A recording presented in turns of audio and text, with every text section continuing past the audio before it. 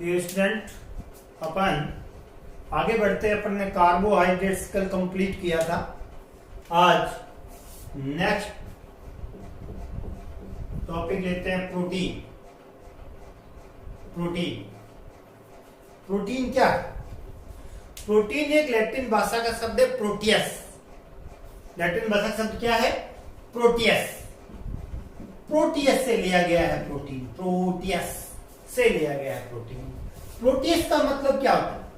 Proteus का मतलब होता है अनिवार्य या आवश्यक या प्राथमिक। एक ही लगभग अर्थ निकलता है तीनों का। यानी वे पदार्थ जो हमारे शरीर के लिए प्राथमिक आवश्यकता होते हैं, जो हमारे शरीर के लिए आवश्यक या अनिवार्य होते हैं, वे प्रोटीन कहलाते हैं। हमारे शरीर में मांसपेशियों का निर्माण और जैविक क्रियाओं में प्रोटीन का बहुत बड़ा योगदान होता है। प्रोटीन का बहुत बड़ा योगदान होता है हमारे शरीर में। ये प्रोटीन, वास्तव प्रोटीन क्या है? वास्तव में प्रोटीन एक अल्फा एमिनो अम्लों का जटिल कार्बनिक यौगिक है, या बहुलक कह सकते हैं अपन, जटिल बहुलक है। अगर इसका जल अपघटन करें ना प्रोटीन का अपन जल अपघटन करते हैं, ये प्रोटीन है। प्रोटीन का जल अपघटन करेंगे, ये जल अपघटन। प्रोटीन की क्रिया जल से करने पर जल अपघटन करेंगे तो पॉलीपेप्टाइड बनता है। पॉलीपेप्टाइड बनता है। और पॉलीपेप्टाइड का जब जल अपघटन करते हैं, ये सवाल भी आता है, जल अपघटन करते हैं तो क्या बनता है? अल्फा एमिनो अम्ल बनता है। अल्फा एमिनो अम्ल मतलब प्रोटीन का निर्माण अल्फा एमिनो अम्ल नामक सरल इकाई से होता है। क्वेश्चन आता है प्रोटीन के जल अपघटन की क्रिया लिखी, यही लिखनी होती है। प्रोटीन जल अपघटन पॉलीपेप्टाइड, जल अपघटन अल्फा एमिनो अम्ल। अब सवाल ये पैदा होता है अल्फा एमिनो अम्ल क्या है? अल्फा एमिनो अम्ल क्या है? यहां दो शब्द आया, एमिनो और अम्ल।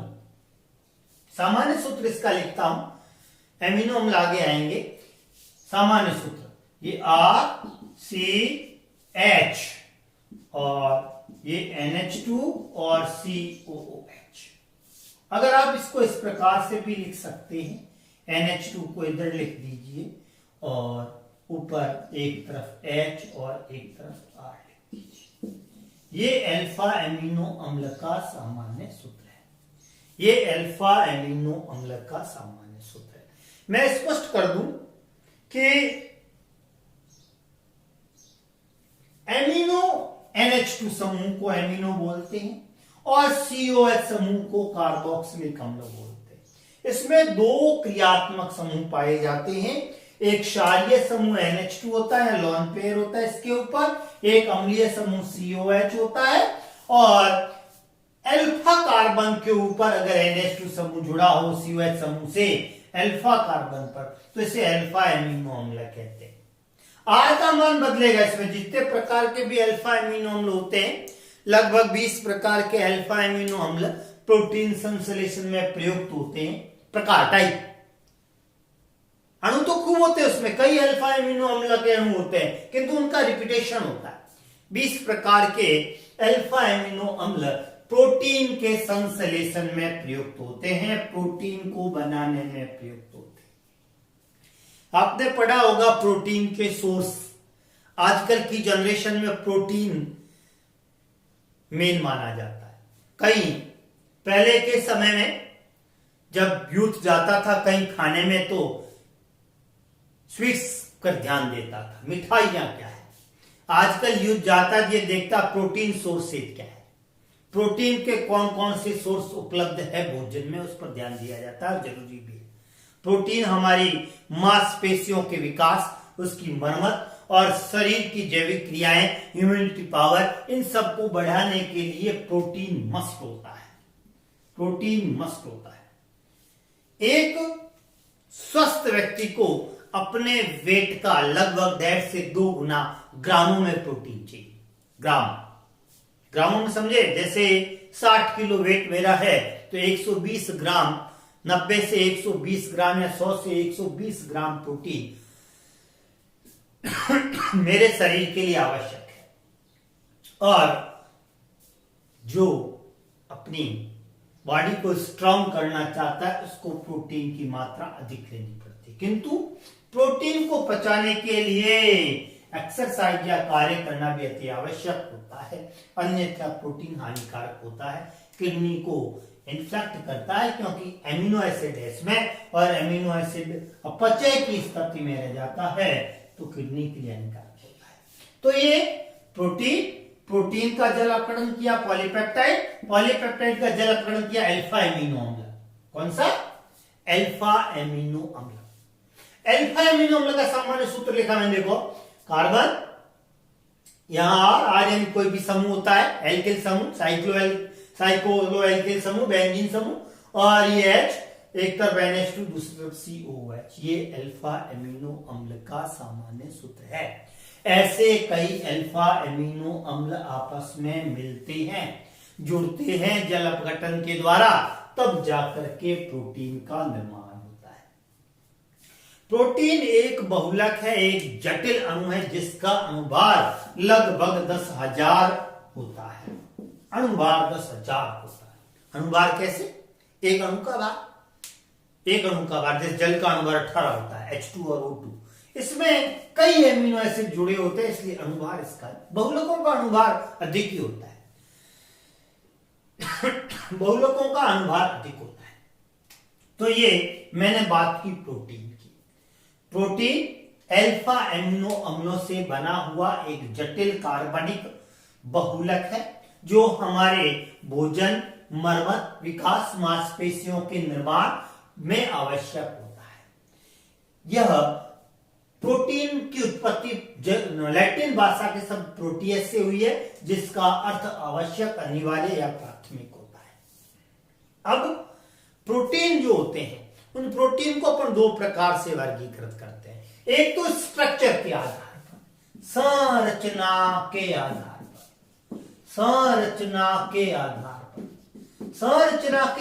पर प्रोटीन दो प्रकार के होते हैं।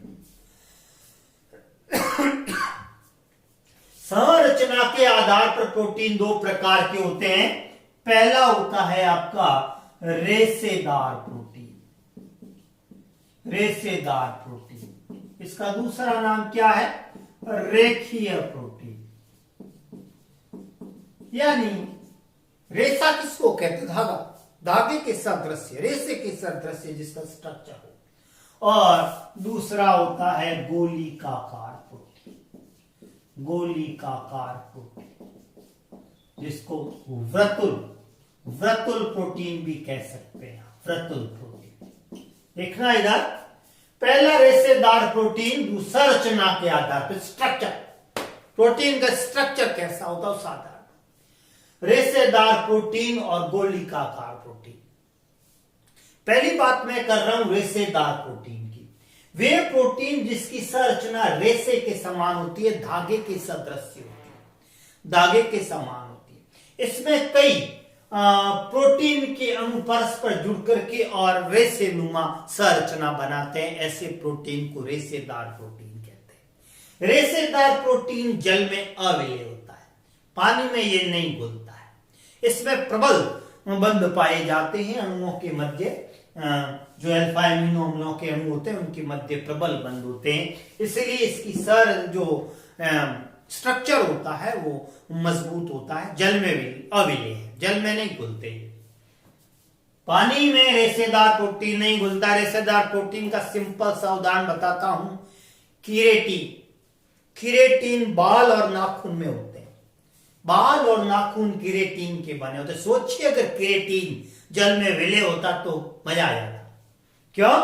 आज की प्रॉब्लम है सैलून बंद है, तो इसलिए प्रॉब्लम ही नहीं है कि सैलून होते ही नहीं अगर रेशेदार प्रोटीन जल में विलय होता तो। रेशेदार प्रोटीन नाखून, बाल और मांसपेशियों में होता है। मांसपेशियां, मायोसिन। देखिए रेशेदार प्रोटीन के एग्जाम्पल लिखता हूं। एक तो किरेटिन में कौन कौन आते हैं?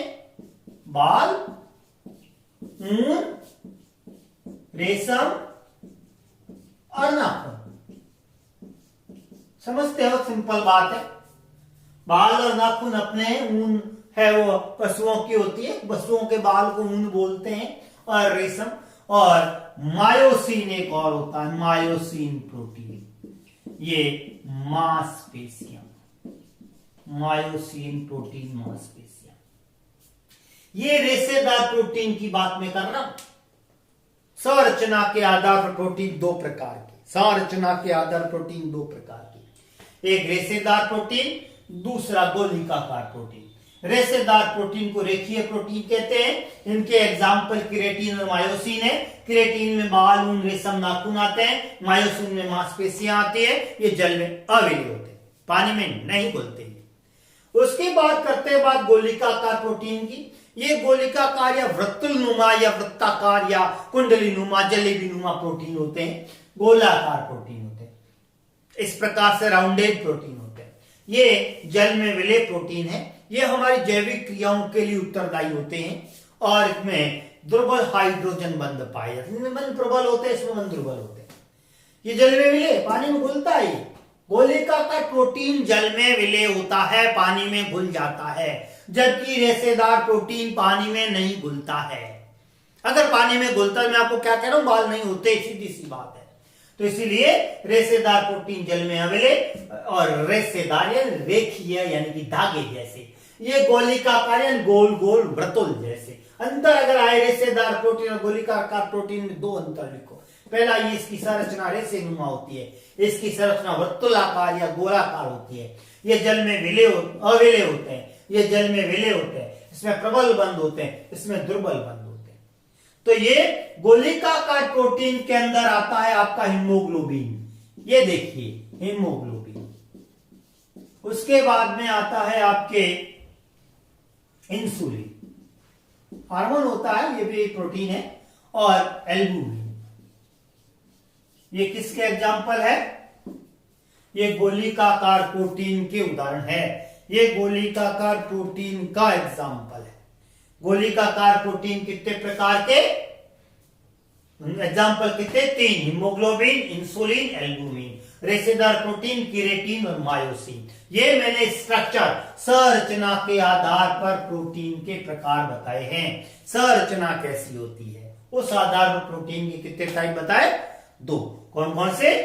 रेशेदार प्रोटीन और गोलिकाकार प्रोटीन। प्रोटीन का निर्माण किससे होता है? अल्फा एमिनो अम्लों से होता है। किससे होता है? अल्फा एमिनो अम्लों से होता है। थोड़ा सा मैं आगे बढ़ता हूं, थोड़ा सा आगे। अब प्रोटीन जो संगठन के आधार पर, संगठन के आधार पर, संगठन का मतलब किस किस से बनते हैं? एक तो होता है सरल प्रोटीन और दूसरा होता है संयुक्त प्रोटीन। सरल प्रोटीन और संयुक्त प्रोटीन। सरल प्रोटीन का सीधा सा मतलब होता है इसमें प्रोटीन के अतिरिक्त और कुछ भी नहीं होता, केवल प्रोटीन ही, शुद्ध प्रोटीन जो होता है वो अगर पाया जाए तो उसे सरल प्रोटीन कहते हैं। सरल प्रोटीन के अंदर ये आपके बाल, ऊन, रेशम आदि ये आते हैं, तो सरल प्रोटीन है। प्रोटीन के अतिरिक्त इसमें कुछ भी नहीं है, ये सरल प्रोटीन। यानी यहां मैं क्या कहूंगा?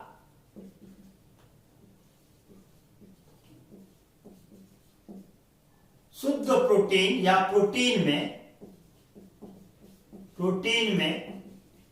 कोई अन्य प्रोस्थेटिक समूह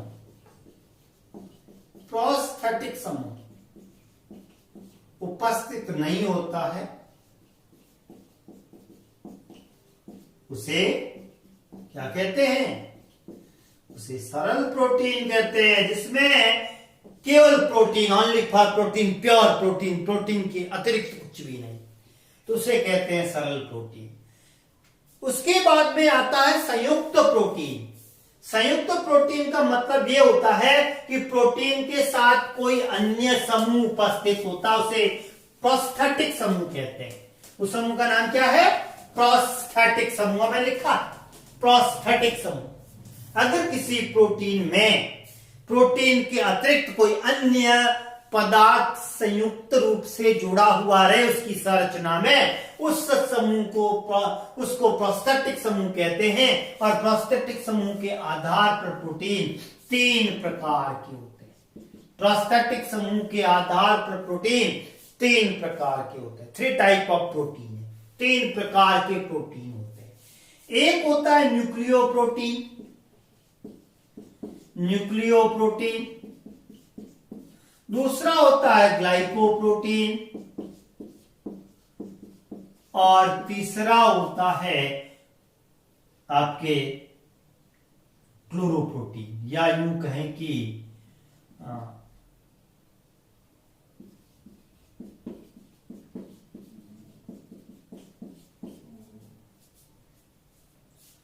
क्रोमो।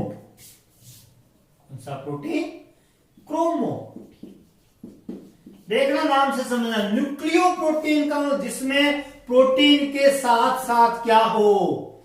न्यूक्लिक अम्ल हो, जैसे डीएनए आरएनए। न्यूक्लिक अम्ल और प्रोटीन के साथ न्यूक्लिक एसिड हो, न्यूक्लियो प्रोटीन।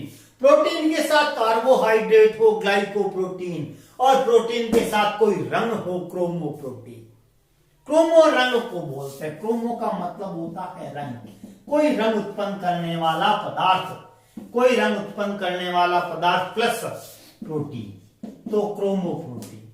फिर ग्लाइको का मतलब होता है carbohydrate, carbohydrate plus protein. Protein तो है ही साथ में, ये हो, ये प्रोस्थेटिक समूह है। कौन समूह है? प्रोस्थेटिक समूह कहलाता है ये देखो, यहां ग्लाइको प्रोस्थेटिक समूह है, यहां न्यूक्लियो प्रोस्थेटिक समूह है, यहां क्रोमो प्रोस्थेटिक समूह है। यहां देखो केवल सरल प्रोटीन लिखा। संयुक्त का मतलब उसके साथ कोई न कोई है। प्रोस्थेटिक समूह वे पदार्थ होते हैं जो प्रोटीन के साथ मिलकर प्रोटीन की उपयोगिता संरचना को श्रेष्ठ बना देते हैं, प्रोस्थेटिक समूह कहलाते हैं। यहां प्रोस्थेटिक समूह न्यूक्लियो है, यहां ग्लाइको है, यहां क्रोमो है। न्यूक्लियो का मतलब न्यूक्लिक अम्ल, न्यूक्लियन। इसका एग्जाम्पल है, एग्जाम्पल लिखता हूं, ये न्यूक्लिक अम्ल plus protein, carbohydrate plus protein, रंग प्लस प्रोटीन। इसका एग्जाम है न्यूक्लिन। न्यूक्लियन का मतलब न्यूक्लिक एसिड, आगे आएंगे डीएनए आरएनए। प्रोस्थेटिक समूह कार्बोहाइड्रेट, न्यूक्लिक अम्ल, रंग क्रोमो। अब देखिएगा इसका एग्जाम्पल ग्लाइकोप्रोटीन का मायोसिन यानी मांसपेशियां, और क्रोमोप्रोटीन का हीमोग्लोबिन, हीमोग्लोबिन। ये मैंने एक एक एग्जाम्पल संयुक्त प्रोटीन का लिखा है। संगठन के आधार पर प्रोटीन 2 प्रकार के, सरल प्रोटीन और संयुक्त प्रोटीन। सरल प्रोटीन जिसमें केवल प्रोटीन हो, प्रोटीन के अतिरिक्त उसके साथ कोई प्रोस्थेटिक समूह उपस्थित नहीं हो। प्रोस्थेटिक समूह का मतलब मैंने आपको बता दिया, कोई ऐसा पदार्थ जो प्रोटीन के साथ में मिला हुआ हो। हमारे बॉडी का पार्ट कोई पदार्थ, जैसे न्यूक्लिक अम्ल है, कार्बोहाइड्रेट्स है, रंग है, रंजक, रंजक बोलते हैं, रंजक। तो सरल प्रोटीन एकदम प्रोस्थेटिक समूह रहित होता है। संयुक्त प्रोटीन में, संयुक्त प्रोटीन यानी क्या मतलब हुआ?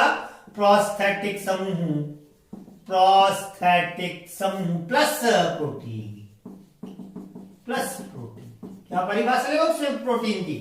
कि वे प्रोटीन जिसमें प्रोटीन के साथ कोई प्रोस्थेटिक समूह उपस्थित होता है, संयुक्त प्रोटीन। वह प्रोटीन जिसमें प्रोस्थेटिक समूह उपस्थित नहीं होता है, प्योर प्रोटीन होता है, वो सरल प्रोटीन। इस प्रकार से प्रोटीन है वो 2 प्रकार की, वे संगठन के आधार पर सरल और संयुक्त, सरल और संयुक्त। सरल प्रोटीन एक ही प्रकार का जिसमें किसी प्रकार का प्रोस्थेटिक समूह नहीं। संयुक्त प्रोटीन 3 प्रकार का जिसमें प्रोस्थेटिक समूह न्यूक्लिक अम्ल हो, न्यूक्लियो प्रोटीन, कार्बोहाइड्रेट हो, ग्लाइकोप्रोटीन, और रंग हो, क्रोमोप्रोटीन। न्यूक्लियो प्रोटीन का एग्जाम्पल न्यूक्लिन, न्यूक्लियन या न्यूक्लियन, या न्यूक्लिक एसिड और मायोसिन हीमोग्लोबिन। इस प्रकार से ये प्रोटीन के बारे में मैंने आपको बताया। इससे आगे प्रोटीन अभी कंप्लीट नहीं हुआ है, उसके बाद आएगा प्रोटीन का स्ट्रक्चर और फिर आएगा प्रोटीन में अल्फा एमिनो अम्लों का क्या योगदान होता है, कितने प्रकार के होते हैं। Thank you.